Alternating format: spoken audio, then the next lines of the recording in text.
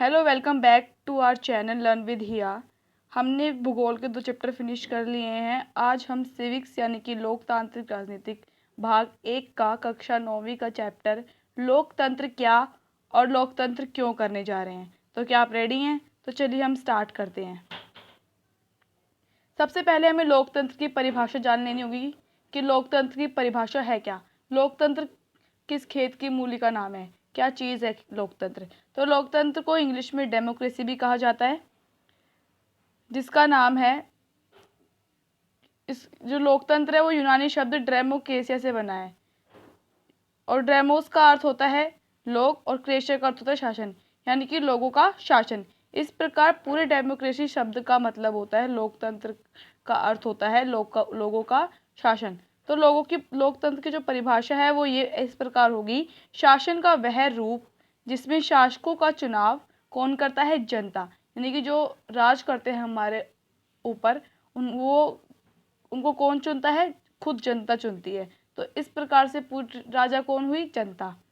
लोकतंत्र ऐसी सरकार है जो लोगों की ही हो, लोगों के लिए हो, लोगों द्वारा बनाई गई हो। ये पूरी जो लाइन है ये अब्राहम लिंकन ने कही है। इसका मतलब है कि लोकतंत्र एक ऐसी सरकार होती है जिसमें जो सरकार है वो लोगों की ही होती है, लोगों के लिए ही कानून बनाती है और लोगों द्वारा ही बनाई जाती है, क्योंकि लोग ही चुनाव करके वोट डाल के प्रतिनिधियों को यानी कि जो पार्टी के जो नेता है उनको चुनती है। इसके बाद आता है लोकतंत्र। लोकतंत्र में जो लोकतंत्र है वो चुनावों पर आधारित होता है। और कैसे चुनाव? स्वतंत्र और निष्पक्ष, जिसपे किसी का भी दबदबा ना हो। किसी ने भी अब दबाकर हमको ये नहीं कहा कि सिर्फ इस पार्टी को वोट दो, ठीक है। ये स्वतंत्र और निष्पक्ष चुनाव होते हैं। लोकतंत्र में हर वयस्क नागरिक का एक वोट होता है, यानी कि ये नहीं कि एक व्यक्ति 2 वोट दे रहा है, 3 वोट दे रहा है, नहीं, एक व्यक्ति 1 वोट। लोकतांत्रिक सरकार संवैधानिक कानूनों और नागरिक अधिकारों के आधार पर ही काम करती है।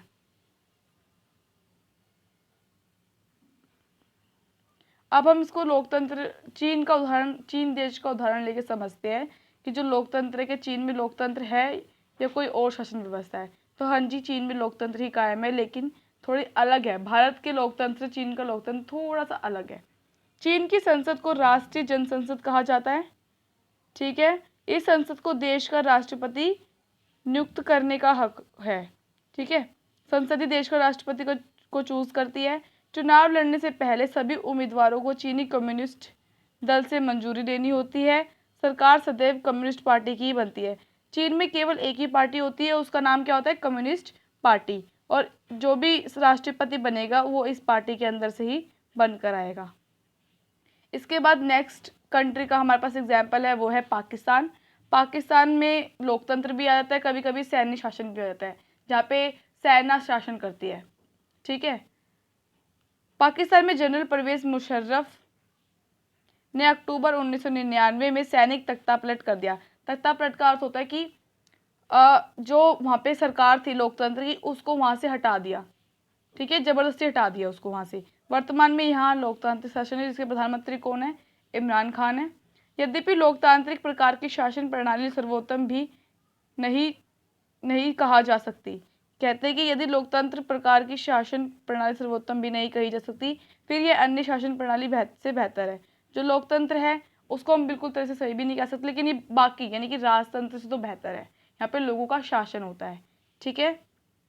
अब है लोकतंत्र की विशेषता। लोकतंत्र का मतलब मैंने आपको बता दिया, लोगों का शासन, लोगों के लिए, लोगों को द्वारा, लोगों से, ठीक है। अब इसकी मुख्य विशेषता क्या है लोकतंत्र की? प्रमुख फैसले निर्वाचित नेताओं के हाथ में होते हैं। अब जो भी कानून बनाएंगे, जो भी विधेयक पास होगा, वो कौन करेगा? जो लोगों द्वारा चुने गए जो नेता हैं, निर्वाचित यानी कि चुने गए जो नेता है वो फैसले लेंगे, ठीक है। और स्वतंत्र और निष्पक्ष चुनाव होगा। स्वतंत्र निष्पक्ष मतलब किसी भी विशेष दल का दबदबा नहीं होगा कि तुम इसको ही दो, हमने तुमको इतने पैसे खिलाए, तुम इसको हमें ही वोट दो, नहीं। आपकी मर्जी है, आपका वोट आपका है, आप किसी को भी दे वो आपकी मर्जी है, ठीक है। मुकाबला और सार्वजनिक वयस्क मताधिकार। वयस्क मताधिकार के 18 वर्ष से अधिक हर एक व्यक्ति, चाहे वो किसी भी जाति से हो, किसी भी धर्म का हो, किसी भी लिंग का हो, किसी भी रूप का हो, उन सबको वोट देने का अधिकार है। एक व्यक्ति की कीमत एक वोट की होती है, ठीक है। ये नहीं कि एक व्यक्ति कई कई वोट दे रहा है। मैंने आपको पहले इस बारे में बताया था। लोग कानून का राज और अधिकारों की आदर, मतलब कि कानून का राज और हर एक व्यक्ति के अधिकारों को आदर दिया जाता है, सम्मान दिया जाता है, उनके अधिकारों का सम्मान किया जाता है। अगर उनको अधिकारों का उल्लंघन होता है तो वो कोर्ट में जाते हैं और उन्हें न्याय भी मिल जाता है, क्योंकि यहाँ न्यायपालिका भी है। शासन में भागीदारी का सबको समान अवसर है। ये नहीं कि जिसके पास पैसा है, जो चुनाव करा सकता है, उन्हें ही वो ही चुनाव में खड़े हो सकते हैं। नहीं, कोई भी खड़ा हो सकता है, लेकिन वो 25 साल से अधिक उम्र का होना चाहिए, या 35 साल के लिए। हर एक चुनाव के लिए अलग अलग उम्र निर्धारित की गई है, अलग अलग क्राइटेरिया है, अलग अलग क्वालिफिकेशंस नहीं है। अनपढ़ भी चुनाव लड़ सकता है अगर वो उसकी उम्र दराज है तो, ठीक है। लोकतांत्रिक सरकार की मुख्य विशेषताएं। अभी हमने लोकतंत्र की मुख्य विशेषताएं पढ़ी थी, अब हम लोकतांत्रिक सरकार की, जो लोगों द्वारा चुनी गई सरकार है, उसके बारे में। नागरिकों को भाषण देने व विचार व्यक्त करने की पूर्ण स्वतंत्रता होती है, यानी कि अखबार के माध्यम से। आजकल तो आप देखते हो कि सोशल मीडिया के माध्यम से, ट्विटर के माध्यम से लोग अपने विचारों को सरकार तक सीधे पहुंचा पा रहे हैं, ठीक है। स्वतंत्र व निष्पक्ष रूप से चुनाव करने की व्यवस्था तथा सार्वभौमिक मताधिकार। स्वतंत्र रूप से चुनाव करेंगे, ये नहीं कि सिर्फ विशेष पार्टी को ही हम कहेंगे कि यही मतलब कि हमको इसको वोट देना है। सब अपना अपना खुद वोट देंगे, जो भी उनका पसंदीदा उम्मीदवार है, ठीक है। थर्ड पॉइंट है, राजनीतिक दलों को स्वतंत्र रूप से काम करने की आज्ञा है। स्वतंत्र रूप से काम करने की कोई दबदबा नहीं है उनके ऊपर। व्यापारियों को व्यापारिक संघ स्थापित करने की पूर्ण स्वतंत्रता है, और प्रेस को पूर्ण आज़ादी है।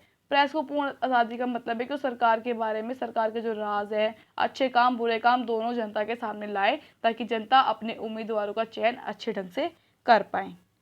इसके बाद है लोकतंत्र। अब हर एक चीज़ का पक्ष भी होता है, विपक्ष भी होता है, पॉजिटिव पॉइंट भी होता है और निगेटिव पॉइंट भी होता है। तो लोकतंत्र के पक्ष में जो तर्क दिए गए वो उनमें से एक है शासन का अधिक जवाबदेही वाला रूप, यानी कि जो भी जनता कोई भी सवाल पूछेगी तो सरकार को वो जवाब देने पड़ेंगे। ये नहीं कि अपनी मर्जी चलाएगी, नहीं, उन्हें वो जवाब देने होंगे। बेहतर निर्णय लेने की संभावना। अब देखो, संसद में पक्ष भी होता है, विपक्ष भी होता है, वाद विवाद होते हैं, तो उनसे एक बेहतर निर्णय निकल कर आता है। नागरिकों का सम्मान। लोकतंत्र में नागरिकों का सम्मान होता है, उनके अधिकारों का सम्मान होता है। मतभेदों और टकरावों को संभालने का तरीका उपलब्ध। मतभेदों टकरावों को कैसे संभालते हैं? न्यायपालिका द्वारा। हमारे पास सुप्रीम कोर्ट है, हाई कोर्ट है, ठीक है, निचले स्तर की जो कोर्ट है, तो यहाँ पे मतभेद सुलझाए जाते हैं। गलतियों के सुधार के अवसर। अगर कोई गलती हो जाती है तो हम उसको सुधार भी पाते हैं। अब इसके हमने पक्ष में पढ़ लिया, अब हम इसके खिलाफ के तर्क पढ़ते हैं। बार बार नेता बदलने के कारण अस्थिरता की संभावना। अब देखो, बार बार नेता बदलते हैं तो जो पहले जो नेता काम कर था, उसने अपना जो काम था या जो भी योजना थी वो अधूरे में छोड़ दी। अब जो दूसरा नेता आएगा उसे सब कुछ शुरू से स्टार्ट करना होगा, तो ये थोड़ी सी इसका नेगेटिव पॉइंट है। निरंतर विचार विमर्शों के कारण फैसलों में देरी व कई बार गलत फैसलों का परिणाम। कई बार ना, इतना जैसे आपने देखा होगा कि तारीख पे तारीख वाला अपने डायलॉग सुना हो, तारीख पे तारीख, तारीख पे तारीख, तो यही है कि बहुत सारे विचार विमर्शों के बाद कई फैसलों में देरी हो जाती है। अब खुद दो इंसान के बीच में केस हो रहा है, वो इंसान जिसने अपील दायर की थी वो मर के चला गया, फिर उसके मरने के बाद फैसला आया है, तो ऐसे फैसले का क्या फ़ायदा जो वो बहुत देरी करता है, ठीक है। फिर तीसरा पॉइंट है चुनावी प्रतिस्पर्धा के कारण भ्रष्टाचार की संभावना, ठीक है। देखो, चुनाव में बहुत सारा कंपटीशन होता है इलेक्शन में, तो इसलिए भ्रष्टाचार यानी कि करप्शन बहुत फैलता है। चुनावी प्रक्रिया महंगी। चुनाव कराने में बहुत सारे पैसे लगते हैं, बहुत करोड़ों में पैसे जाते हैं, ठीक है। सामान्य लोगों को सरकार चुनने का फैसला लेने में कठिनाई। जो लोग मतलब कि जिन्हें सरकार के बारे में जानकारी नहीं होती, वो सरकार को चुनने में उनको बहुत कठिनाई आती है, सरकार के बारे में फैसला लेने में। Thank you so much. ये बहुत मतलब कि बहुत छोटी वीडियो में मैंने को पूरा चैप्टर का एक्सप्लेनेशन दिया है, तो thank you so much and तक बने रहने के लिए इस वीडियो के लिए। तो इसको प्लीज़ लाइक ज़रूर कर दीजिएगा, शेयर ज़रूर कर दीजिएगा अपने फ्रेंड्स के साथ, एंड सब्सक्राइब कर लीजिए और ऐसे वीडियोस के लिए अपने सिलेबस को कंप्लीट करने के लिए। Thank you so much. जय हिंद।